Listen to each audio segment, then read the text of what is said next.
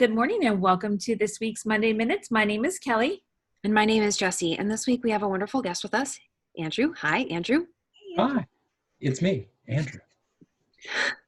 And Andrew is going to talk to us about some of the account line table changes that some of you may have seen in the 1911 release. And we're going to go through updating a report with Andrew. So Andrew, I'll let you take it over. Sure. All right, so first off, what I've got up on my screen right now is our blog post about changes to the account lines table in 1911. If you haven't seen this yet, it's a really good place to start to just kind of get a lay of the land of what's going on here, because there's definitely several moving parts, and if you're more of a stop and read and think about a thing person rather than a watch a video person, might be good to have some background. But assuming you've all read that at least, I'm going to jump over here to one of our test sites where we've got actually a report we copied from a partner who asked for help fixing it. So that's the first thing I'll say now and again later. Do let us know if you want a hand with any of these. You don't need to fix these yourself. We're happy to fix them for you. But I want to talk a little bit about what that looks like. All right, so this report is meant to be a list of all of their credits and payments and write-offs for the day. And it worked in 1905. But if I click run now, it's gonna give me an error. The error it's giving us is unknown column in account type. Unknown column of account type. We know that column is unknown because this blog post is all about the fact that the account type column has been removed from that table. It's been replaced with two new columns, one for credit type and one for debit type. So we know we need to change that because we're asking it to give us this account type column that doesn't exist anymore. I don't want to go here, I want to go here. So that's our first problem. It can't give us this if it doesn't exist anymore. So let's have a look over at the schema. That's not the schema, you're the schema. Do you all spend a lot of time editing your own, yammering to yourself out, or do you tend to keep that in? I'll talk to myself. Yeah, talk to myself all the time. All right, so I'm going to go to account lines. Right, yeah, I suppose I could Control F to prove that account type isn't here. But what we're looking for instead is credit type code and debit type code. These are the two columns that have replaced account type. For right now, I'm going to put them both in here, but we really don't need both of them. Credit type code and debit type code. Okay. All right, save it, run it. It's still going to be mad at me. That happens to me like 3 times before. Oh, yeah. It's mad at me because I'm still talking about account type over in the where clause. I need to change it both places. Okay. So, Street, only give me lines where account type is credit, pay, W, or pay O2. And those are all our old account types for credits, payments, write-offs, and credit or payments via SIP. Can't remember, PO2 I think is a credit card payment via SIP. But first off, yeah, none of those are in account type anymore. Second, they've moved over to this credit type code, which has its own table. If you wanted to see what all the possible values are there, we don't really care. Actually, the thing that we're going to do to fix this is my favorite part of this change. It's the part where this is going to become easier.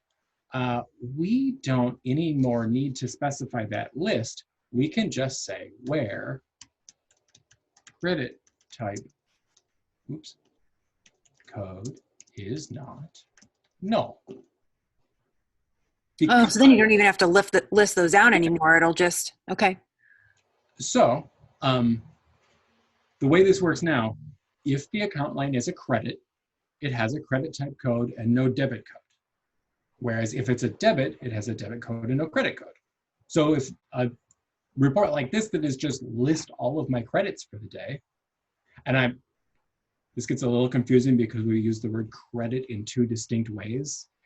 There's the more umbrella usage of a credit is any instance in which Koha receives money. Or I should say that differently. A credit is any instance in which the patron owes you less money. But then there's also the more specific sense of a credit, as in we've entered a line in here that says, we owe you some money and we're going to use that to offset your fines and what have you. Okay. I've got my credit type code is not null. I'm going to update that. And I'm going to be smart this time and just reload this page rather than picking dates again. All right. And we have one. It is credit type code payment.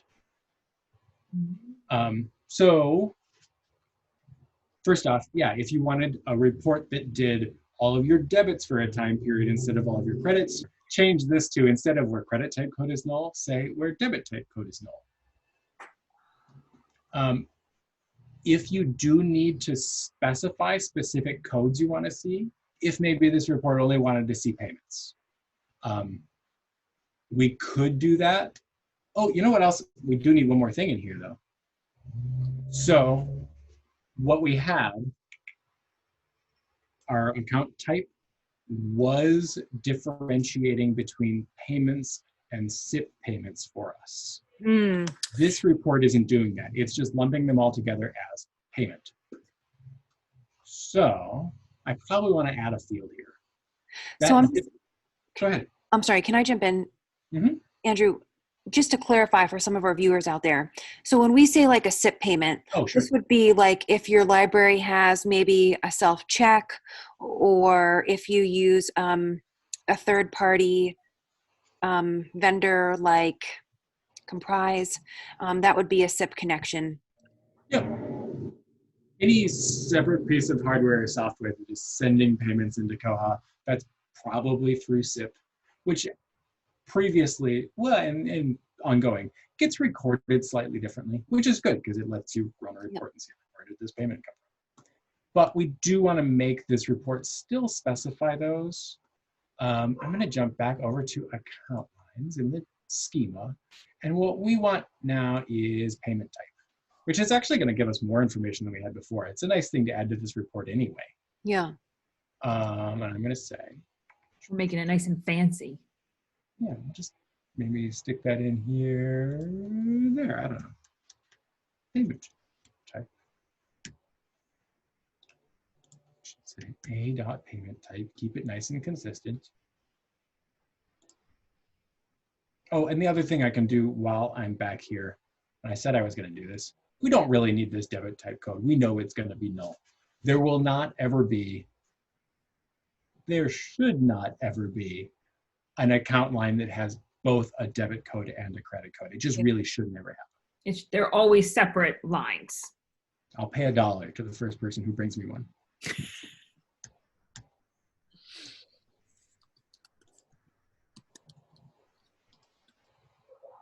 Oh, forgot the smart thing I was doing, so I didn't have to pick my dates again.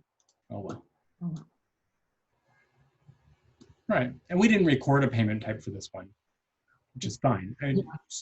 So if you, in your mind, picture that accept payment screen, there's a little drop down for payment type. We just didn't use it here. If we had picked one, it would show here, or if this had been a SIP payment, that automatically writes into the payment type. Okay. Great. This is really helpful to know what reports need to be fixed. And Bywater went ahead and populated on your staff client an SQL that you can copy and paste into your report library and run and find out what reports will need to be edited going as you migrate into 1911. And of course, as Andrew said, and Jesse said, we're here for you. Please do not think that this needs to be done by you, and just send us a ticket and we're happy to help. But again, the resources are there. The schema has changed. There's a blog post. And if you're like me, trial and error until I don't see the yellow box. Or just submit a ticket and we'll help you. Yeah. Yep. just going to add, if you're looking at a report where you do need to specify particular types of credits or types of debits, those codes have changed. They've become easier, which is nice, but they've changed.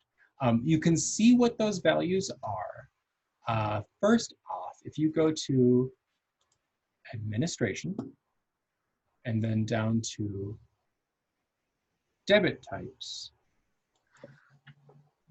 this will show you all your possible debit type codes. We've got some weird ones in here. Cheese I'm sales. glad we have one for cheese. Yeah. Cheese sales. We were selling cheese one day. I clicked that show all. So these are all the types of debits our Koha knows exist. I believe cheese sales is in there because we were talking about the fact that Koha is introducing a point of sale system in 2005. So if you wanted to start selling cheese at your library, you could put that in as a debit type. You tell it it costs $10 a cheese. Oh, that's a whole other thing though. That's 2005. We'll be all excited about point of sale when it comes. We don't have a place in the staff client here to show you credit type codes. There's not an interface to add them. You can see those with a report. And it's a dead easy report. So I'm gonna make a new one. And I'm gonna say, select all from, except I'm gonna call it the wrong thing, account credit types. We saw that table name a second ago over here in AccountLines, account credit types. Credits. This is my kind of report. Yeah. Okay, perfect. So that's really the same interfaces, or the same set of information we saw for debits, just for credits instead. So if I needed to come through here and say, okay, I only want to see credits and payments. Write-offs, right? You know, like what do we write off this month? Yeah. Looking at this screen, you'll see I've got a few in here that are marked unexpected type found during upgrade. Those are the old codes that really aren't supposed to be here. When our site upgraded, it did something weird because we upgraded to a very early version of 1911. That's why we have early adopters. Thank you, early adopters. So you shouldn't see these old codes hanging around like C. You should just see credit. Credit.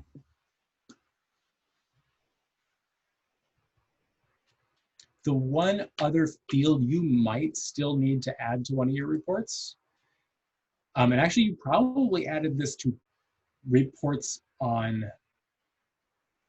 fees back in 1905, but there is also in AccountLines a status field that didn't exist prior to 1905 because, and we talked about this a lot in the 1905 upgrades, that account type field used to really combine type and status in sort of a weird, messy way. Think about your fines where you had one account type for accruing fines and then a separate account type for set fines. And that's not great data practice. So instead we broke that out into type and status. And that's been pushed into the payments a bit too. So you'll see like a payment with status void. Okay. So it's worth adding that to your report. So let's grab that report again. Edit it one more time and we'll just toss in right after credit type code a dot status. I don't think our one payment that we have in here is likely to have a status. I'm gonna go back a little further, see if I can find something. Some more good stuff for our report. Ooh. Nothing there. More payments though. More payments. And credits and what have you. You'll see status more on your debits than on your credits. But yeah, if one of these had been voided, it would have a status of void, and you would want that here.